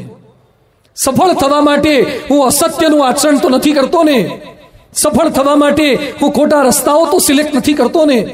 કોણ બનેગા કરોડપતિ સિરિયલની અંદર ખાલી 2-5 પ્રશ્નો પૂછીને કરોડપતિ થઈ જવાય? સટ્ટાથી, જુગારથી જે સુખી થવાના પ્રયત્ન કરે છે એ અસત્યનો રસ્તો છે. એ રીતે કોઈ કરોડપતિ લાંબા સમય સુધી કોઈ ટકી શકતા નથી. સત્યના પથ પર ચાલીએ, મોડા વહેલા સફળતા એને મળે જ છે. મહાભારત કહે છે, જ્યાં સત્ય છે, જ્યાં ધર્મ છે, માણસ ધર્મ રાખે તો જ સાચો સફળ છે. પણ માણસો ધર્મ ચૂકે એટલે નિષ્ફળતાની અનુભૂતિ થાય છે. હેવીવેઇટ ચેમ્પિયન મોહમ્મદ અલી જેવો માણસ એ પોતે કહે છે, મેં સુરા સુંદરી મોજ મજાનું એકેય પાસું બાકી રાખ્યું નથી. અત્યારે અફસોસ થાય છે, જો આનાથી બાકાત રહ્યો હોત તો મારી પ્રાપ્ત કરેલી સિદ્ધિ કરતા અનેક ગણી સિદ્ધિ મેં પ્રાપ્ત કરી હોત. મોટે ભાગે આપણે સફળ વ્યક્તિ કોને ગણીએ છીએ? ગાડીથી, મોબાઈલથી. કેટલાક માણસો આપણી બાજુમાં આવે, એના ગળામાં ચેન હોય, એની આંગળીઓ પર વીંટીઓ હોય, 2-5 ફોન લઈને આવતા હોય, એને સફળ ગણીએ છીએ. આજે મારે એક અદ્ભુત વાત આપને કરવી છે. જેને તમે સફળ ગણો છો, એના જીવનમાં વર્ષો પછી કેવી હતાશા અને નિરાશા હોય છે. ગ્લેન બ્લાન્ડ નામના એક લેખક, એણે પુસ્તક લખ્યું છે સક્સેસ. એમાં અતિ અદ્ભુત પ્રસંગ લખ્યો છે વિશ્વના શ્રેષ્ઠ સફળ 9 વ્યક્તિઓનો. રાજકોટના કોઈ વ્યક્તિ એના જેવી સફળતા પ્રાપ્ત નથી કરી શક્યા. અરે કિંગ સાઇટમાં કે સિલ્વર હાઇટમાં મકાન હોય, કે આજી ન્યારી ડેમ પર પોતાનો બંગલો હોય તો પણ નહીં. કેટલા પૈસા, કેટલી સમૃદ્ધિ હતી. 1923ની અંદર શિકાગોની અંદર એડ વોટર બીચ હોટલની અંદર 9 વ્યક્તિ ભેગા થયા છે. ધ્યાનથી સાંભળજો. વર્લ્ડ્સ મોસ્ટ સક્સેસફુલ ફાઇનાન્સિયર્સ, વિશ્વના સૌથી અધિક પૈસાદાર માણસો છે. પહેલા છે ચાર્લ્સ વેબ, જેની પોતાની સ્ટીલ કંપની. બીજા છે સેમ્યુઅલ ઇન્સલ, યુટિલિટી કંપની. ત્રીજા છે હાવર્ડ હોબ્સન, ગેસ કંપનીનો માલિક. ચોથા છે આર્થર ક્યુટન, આખા અમેરિકાનો ઘઉંનો મોટો વેપારી. પાંચમા છે રિચર્ડ વિટની, ન્યુયોર્ક સ્ટોક માર્કેટનો પ્રમુખ. છઠ્ઠા છે આલ્બર્ટ ફોલ, યુએસએ કેબિનેટનો સચિવ.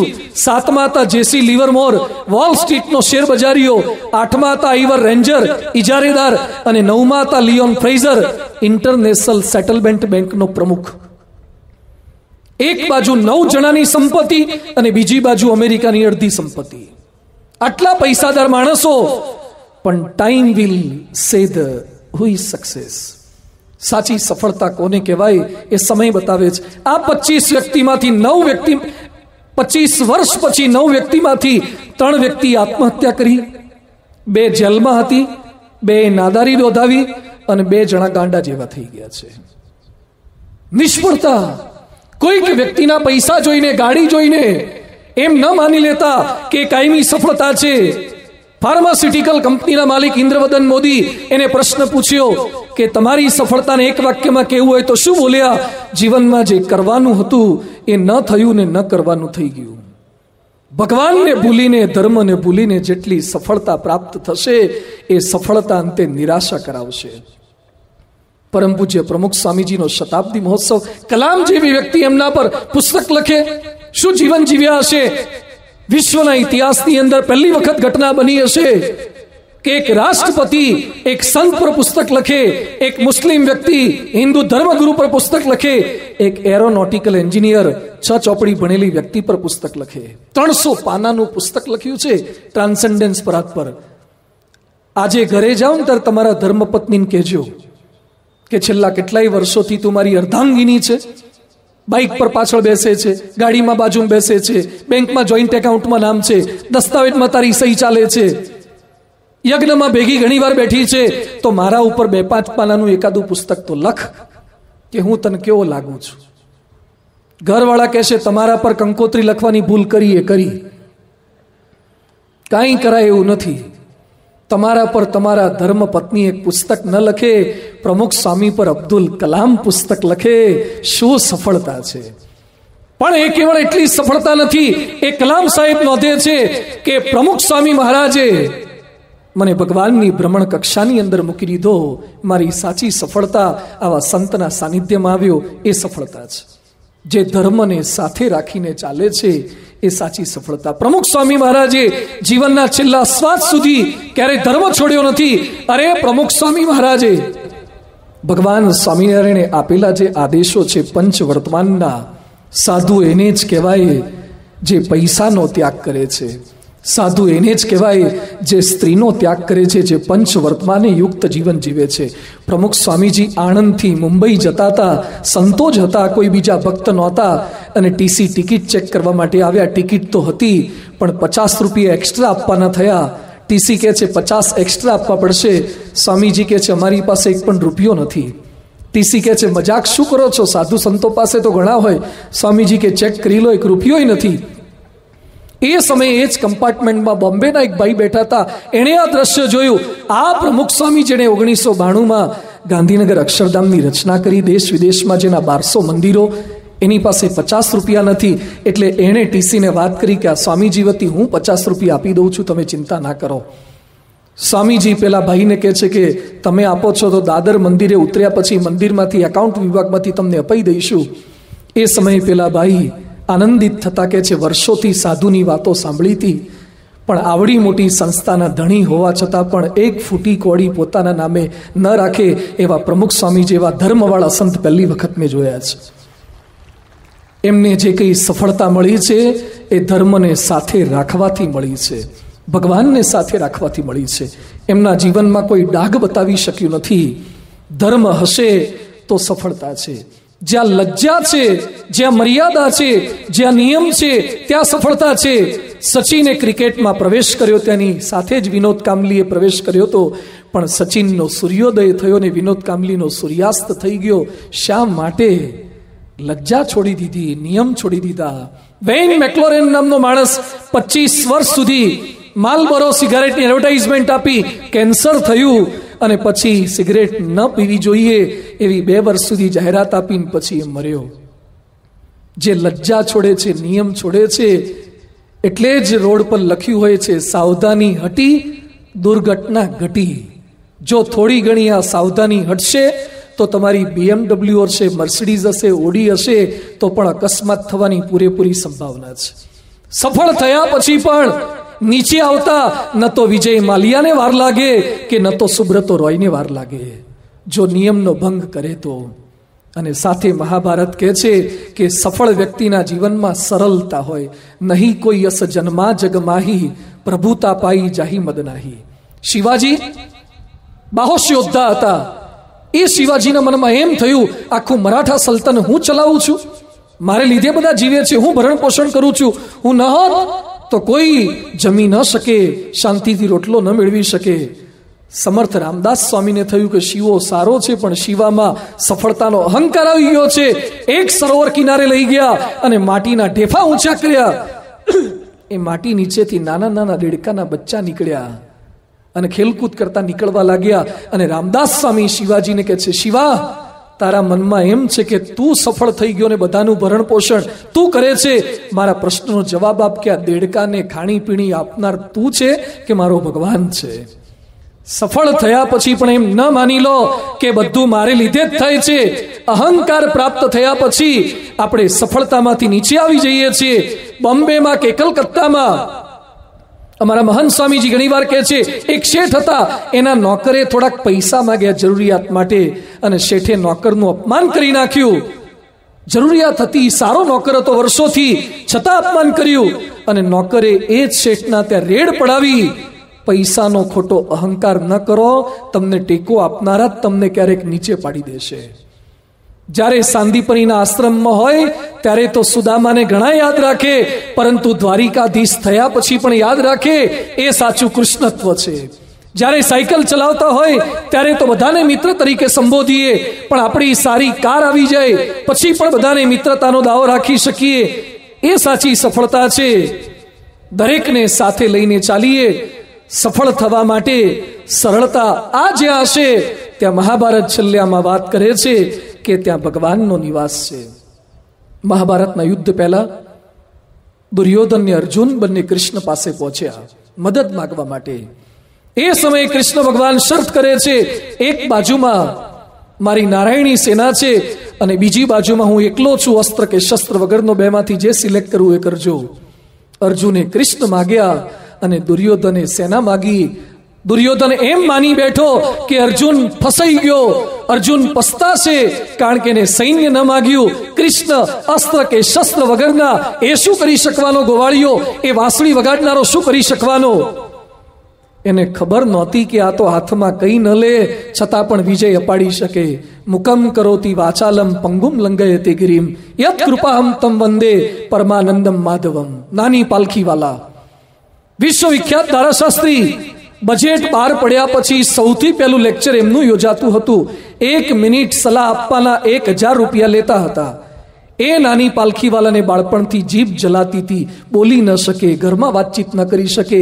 એ નાની પાલખીવાલા લખે છે કે હું શ્રેષ્ઠ ધારાશાસ્ત્રી બનીને દલીલો કરી શકું એની લેશ માત્ર શક્યતા નહોતી, પણ હું આજે સફળ ધારાશાસ્ત્રી બની શક્યો. બજેટ પર મારું પ્રવચન સાંભળવા લાખ માણસો આવે છે. એ શેને કારણે? પ્રોવિડેન્શિયલ ગ્રેસ. ભગવાનની કૃપા વગર આ કશું જ શક્ય નથી. ભગવાનની કૃપા. સફળતા, પુરુષાર્થ, પ્રાર્થના, ધર્મ, સત્ય, લજ્જા એ બધાને સાથે રાખીને તો છે, પણ સફળતાની બીજી વ્યાખ્યા છે.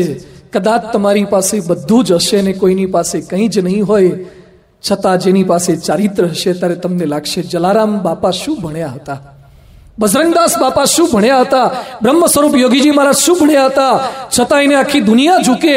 ડોક્ટર કુરિયન પ્રમુખ સ્વામીજીના દર્શને આવ્યા અને કુરિયન બોલી ઉઠ્યા કે પ્રમુખ સ્વામીજીની સિદ્ધિઓ જોતા મને મારી બધી જ સિદ્ધિઓ શૂન્ય લાગે છે. આર.કે. લક્ષ્મણ અક્ષરધામ જોયા પછી શૂન્ય મનસ્ક બની જાય છે.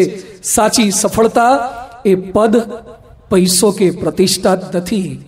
સાચી સફળતા એ સ્થિરતા, સંતોષ અને શાંતિ છે. પુરુષાર્થ તો કરવાનો છે. પુરુષાર્થ કર્યા પછી પણ ક્યાંક સફળતા ન પણ મળે તો એનો થોડોક સ્વીકાર કરતા શીખવાનો છે. નિર્માની ગોટી વેચનારા બધા કરસનભાઈ પટેલ નથી બની શકતા. યાદ શક્તિ, એકાગ્રતા તો કદાચ અલગ અલગ હોઈ શકે છે, પણ આપણો પુરુષાર્થ તો ચાલુ રાખીએ. ભગવાનની કૃપા વરસશે, પણ જો ભગવાનને સાથે રાખ્યા હશે તો કોઈ દિવસ કોઈની સફળતા જોયા પછી તમને નિરાશાની અનુભૂતિ નહીં થાય. તમને એમ જ લાગશે કે હું સફળ જ છું. સાચી સફળતા ભગવાનના મૂલ્યોને સાથે રાખીને, ભગવાનના આશીર્વાદને સાથે રાખીને છે.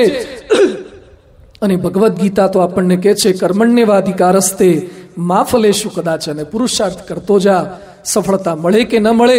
અને ચોક્કસ ભગવાન એ સફળતા અપાવે જ છે. આજે થોડીક વાતોને આપણે સમજ્યા છીએ, ભગવાનને પ્રાર્થના પણ આપણે કરવાના છીએ, પણ કદાચ તમારો સારો બંગલો થઈ ગયો, સારી નોકરી થઈ ગઈ, શાપરમાં કે મેટોડાની અંદર તમારી મોટી કંપની પણ થઈ ગઈ, કિંગ સાઇટમાં કે સિલ્વર હાઇટમાં તમારો બંગલો પણ થઈ ગયો, પણ યાદ રાખજો, જો તમારા દીકરા સાથેના સંબંધો સારા નહીં હોય તો. એક છોકરો મને મંદિરે મળવા માટે આવ્યો, મને કે સ્વામી તમને ટેટુ ભૂસનારા કોઈ ઓળખે છે? તું ટેટુ ભૂસનારા કેમ મને ઓળખે? બધું અમે કરતા નથી, કોઈને કરવાની પ્રેરણા નથી આપતા. મને કે મારે કામ છે. તું શું કર્યું છે તે ટેટુ?